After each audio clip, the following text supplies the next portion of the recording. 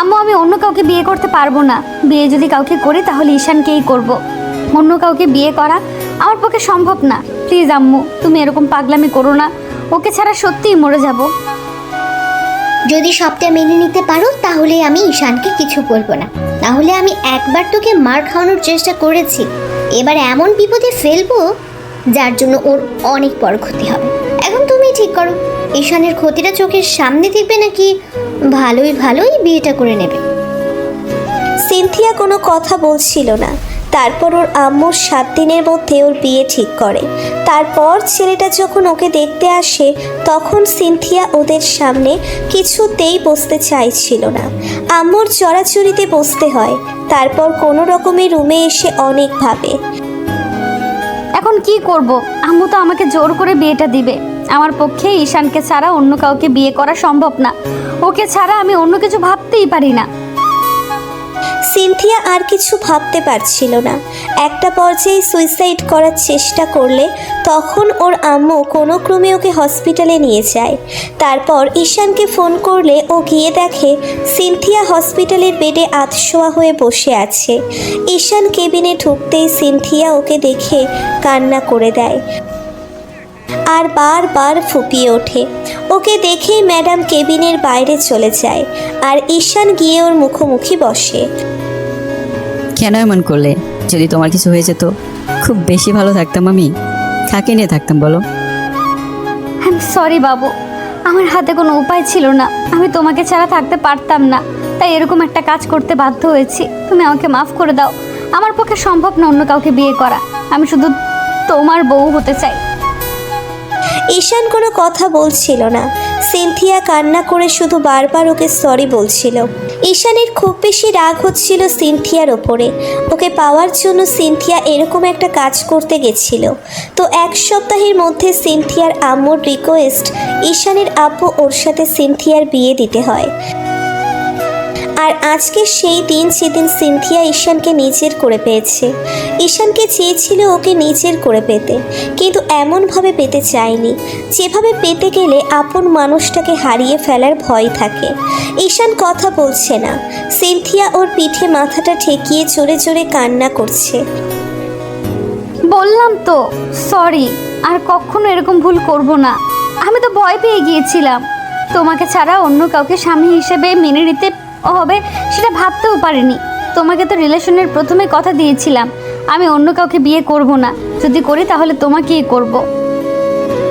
তাই বলে তুমি এরকম একটা কাজ করবে? তোমার যদি কিছু হয়ে যেত আমি কি খুব বেশি ভালো থাকতাম? তুমি বুঝতে পারো না আমি তোমাকে নিয়ে কতটা ভয় থাকি। আর তুমি কেন এরকম একটা কাজ করলে?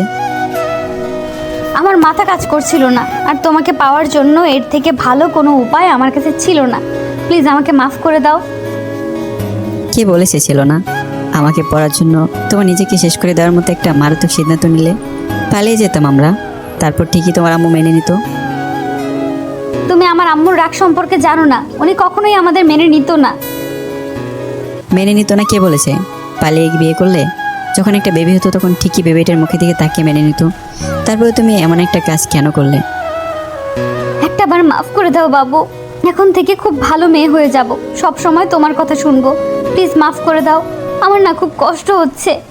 একটু আমাকে জড়িয়ে ধরবে বুকের সাথে। আজকে 7টা দিন যাবত তুমি আমার সাথে কথা বলো না। আমার ভেতর কি চলছে সেটা শুধু আমি জানি। সিনথিয়ার কান্নাটা ঈশান আর সহ্য করতে পারল না। ওর দিকে ঘুরে সিনথিয়াকে বুকের সাথে শক্ত করে জড়িয়ে ধরে মাথায় হাত বোলাতে লাগলো। সিনথিয়া ঈশানের বুকে চিরস্থায়ী সুখ খুঁজে পেল। এখনও সিনথিয়া ফুপিয়ে ফুপিয়ে উঠছে। তাই ঈশান বলতে লাগলো, এখন কান্না থামাও। বেশিক্ষণ কান্নাকাটি করলে অস্থির হয়ে যাবে, আবার জ্ঞান হারিয়ে ফেলবে। একটু শান্ত হও। তুমি আমার উপর এখনো রাগ করে আছো? রাগ করে থাকবে না? তুমি এরকম একটা কাজ করলে তুমি রাগ করতে না? বলো। বললাম তো সরি, আমার মাথা কাজ করছিল না, তাই ভুল করে একটা কাজ করে ফেলেছি। তার জন্য এভাবে রাগ করে থাকবে? একটুও কথা বলবে না আমার সাথে? সিনথিয়া ফুপিয়ে যাচ্ছে, তাই ঈশান ওর কান্না থামানোর জন্য সিনথিয়ার মুখটা তুলে তারপর চোখের পানিগুলো বুড়ো আঙ্গুল দিয়ে মুছে দিয়ে ওর চোখের পাতায় ঠোঁটের স্পর্শ দিল। তারপর কপালে একটা ভালোবাসার স্পর্শ দিতেই খেয়াল করলো সিনথিয়ার পুরো মুখটা লজ্জায় লাল হয়ে আছে। ফর্সা মুখটা কান্না করার ফলে একদম লাল বর্ণ ধারণ করেছে। তাই বলল, কান্না করে চেহারার তো পুরো 12টা বাজিয়ে ফেলছো, এখন তো একদম পেতনিদের মতো লাগছে। পেতনি না শাকচুন্নি। ওই হলো, এখন বলো তোমাকে কি শাস্তি দেওয়া যায়? মানে এখন আবার কিসের জন্য শাস্তি পেতে হবে? মানে কিছুই না, যেটা করছো সেটা তো ঘোর অন্যায় করছো, তার জন্য শাস্তি একটা পেতে হবে।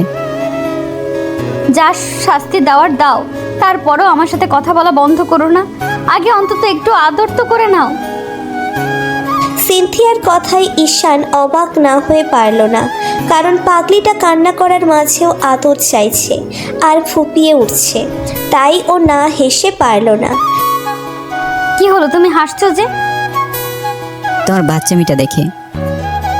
এখন কিন্তু আমি কান্না করব। আবার কি হলো? তুমি আমাকে আদর করবে নাকি আমি কান্না করব? দেখবো কতটা আদর নিতে পারো। বিয়ের আগে তো বলতে যে বিয়ের পর নাকি আমাকে সবসময় আদর করতে দেবে, আজকে থেকে দেখবো তুমি কতটা সহ্য করতে পারো। ঈশান সিনথিয়াকে কোলে তুলে নিল, তারপর ওকে নিয়ে বেডে শুইয়ে দিল। সাথে সাথে সিনথিয়া ওকে নিচের উপর ফেলে দিল, তারপর দুজনের 4 ঠোঁট এক করে দিল।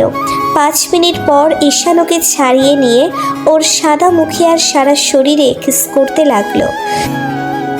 যতবার ঈশানের ঠোঁটের স্পর্শ সিনথিয়ার শরীরে পড়ছে ও ততবার কেঁপে কেঁপে উঠছে আর ঈশানকে শক্ত করে আঁকড়ে ধরছে।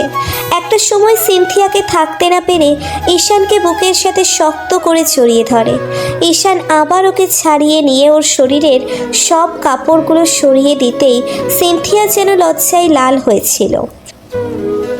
তখন ঈশান ওদের শরীরে একটা চাদর টেনে দিয়ে সিনথিয়াকে নিজের ভালোবাসায় আগলে নেয়। তো ভালো থাক ভালোবাসা।